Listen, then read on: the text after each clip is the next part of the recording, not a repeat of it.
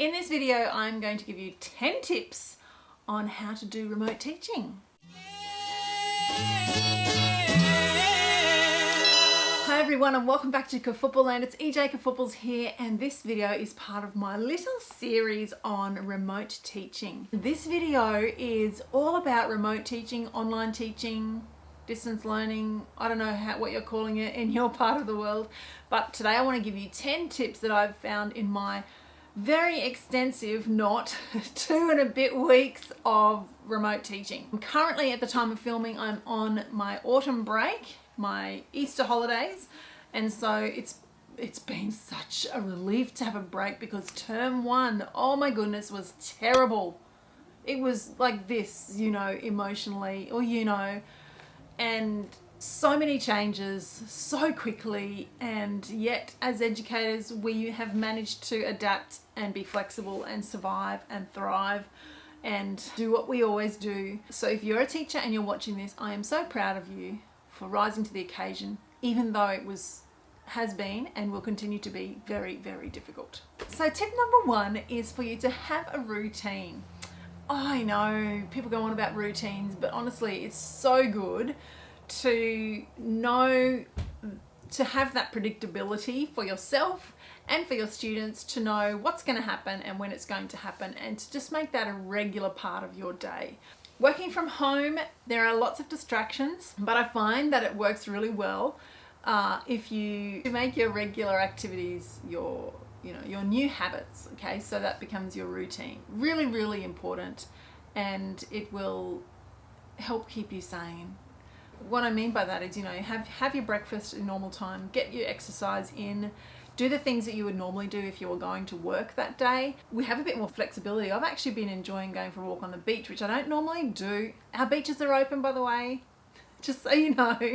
Some beaches in Australia are closed, so don't think I'm breaking the rules, because I'm not. So normally in the weekday I won't go to the beach because I don't have enough time, but we have got a bit of flexibility with that time, and so that has become my new routine, which is something really nice, which I really look forward to. And I think that it's beneficial to have these things because it's going to lift your mood and have and it's going to balance out your mental health, which is really important.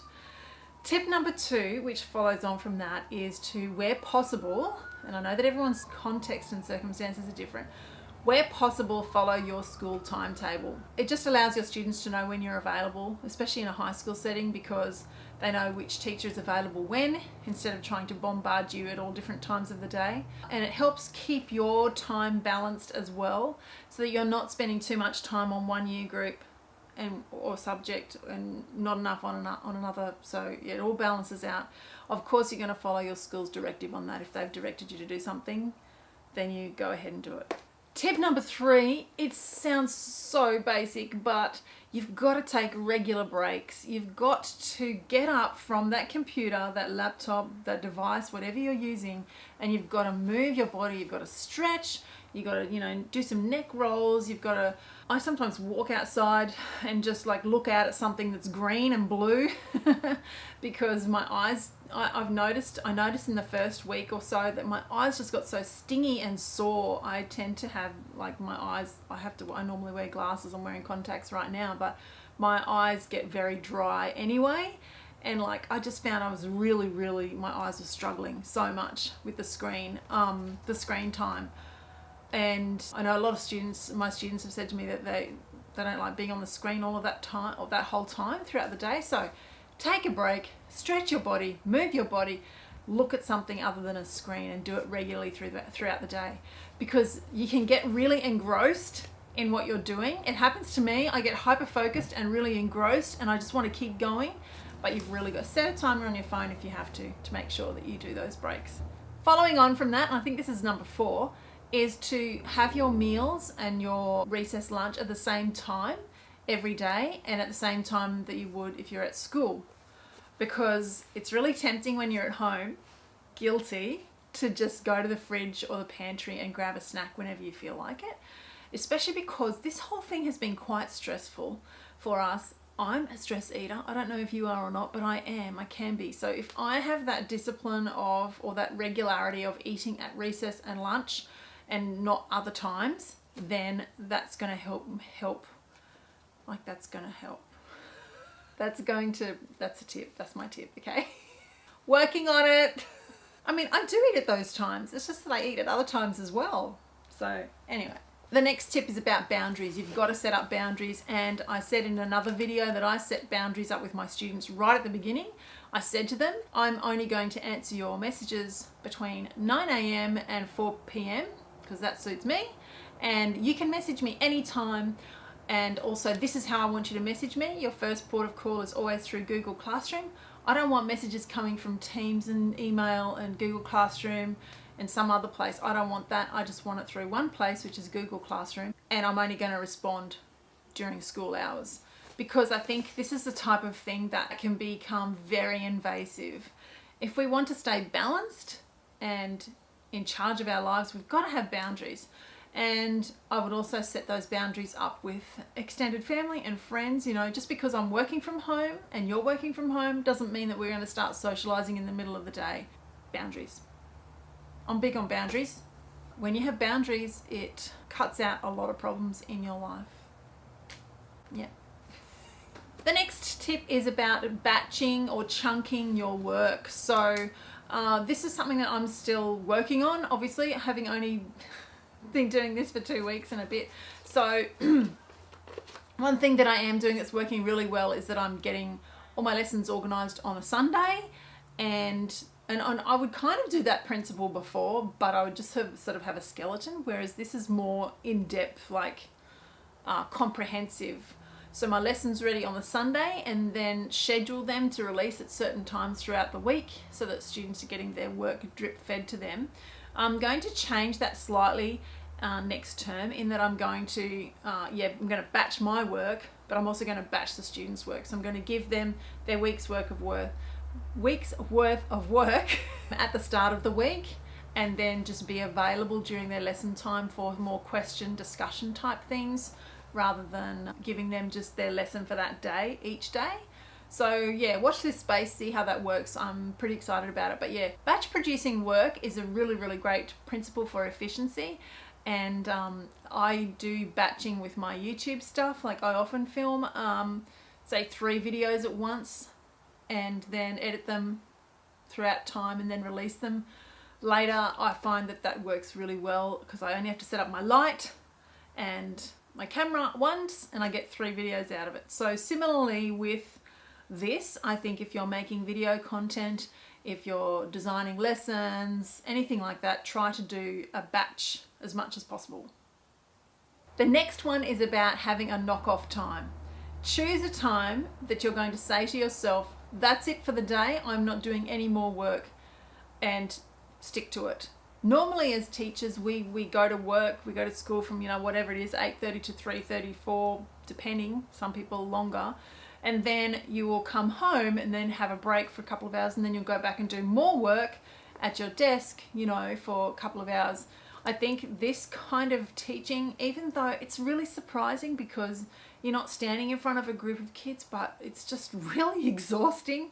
And I think it's important for you to have that work-life balance. And so choosing a knock-off time where you just say, that's it, I've finished working for today.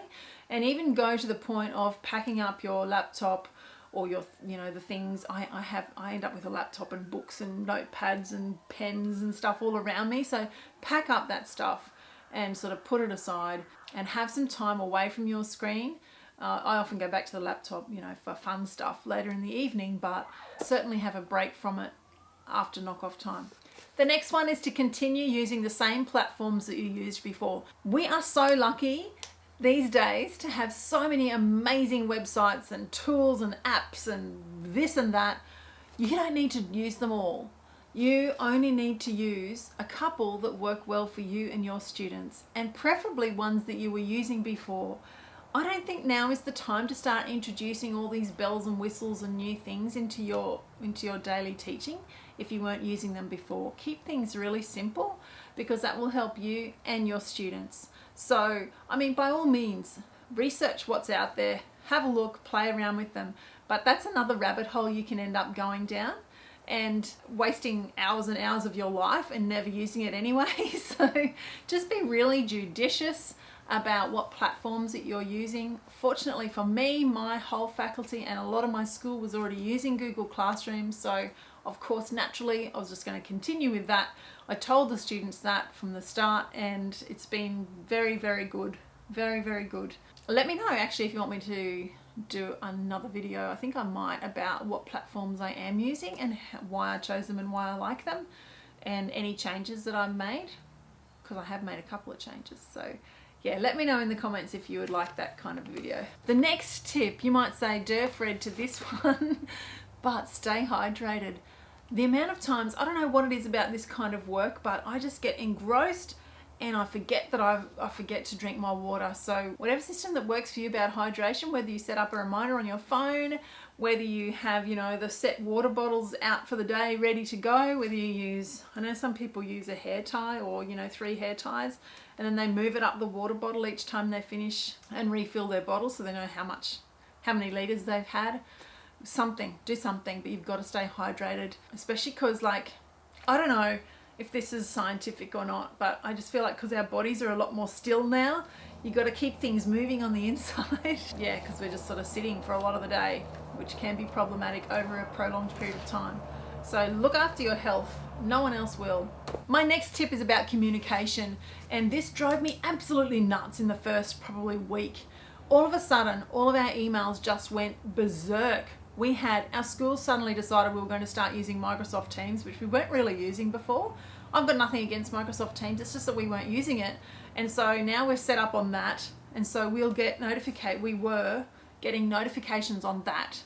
And then we're getting an email about the notification for Teams. So we'd have an email, and then the person who had done it would send an email just in case the recipient wasn't on Teams yet, and so you were getting like 3 things and then information from everywhere, and it was just, I found it really overwhelming. Just try to limit communications. I know I've had some teachers emailing through to the school saying, you know, please limit your reply all and only email what needs to be emailed.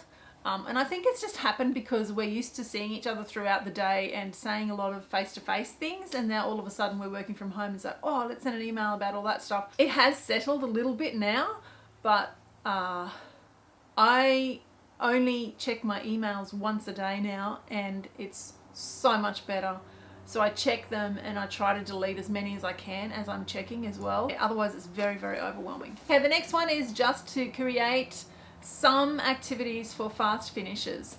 Now, before I talked about not overwhelming our students, which I think is really, really important, but you will find a couple. I found a small handful of students who love working like this. They're very efficient. They're usually introverted, or, you know, just a little bit quirky, or they're loving not having all that distraction of classroom noise, and they want more to do. So what I've done is I've created some really generic activities like, you know, novel study, some extra grammar exercises, those kinds of things that are important for students to do, but it's not going to impact on their final result. So have those there. I wouldn't bombard students with that, but just say to them, you know, look, if you're looking for something extra to do, this is an option that you have. It's not, you know, it's optional. It's not mandatory. I think that's a really good thing to do. And it helps those parents of those kinds of kids as well, because it means that they're occupied and they're not bugging them for more things to do. I'm sure as time goes on, I will think of more tips, and I'm sure you will as well. But I want to wish you all the best if you're just about to embark on your remote teaching journey, and hit me up with questions. I'll try and answer them as best as I can. And maybe I'll make some more tips videos. I don't know what will happen. I don't even know how long this is going to be going on for. So all the best with it. I think you're doing amazing already. Don't forget to like this video and subscribe to this channel, and maybe share this video with a teacher friend as well. Until next time, teach well, live well, and be well.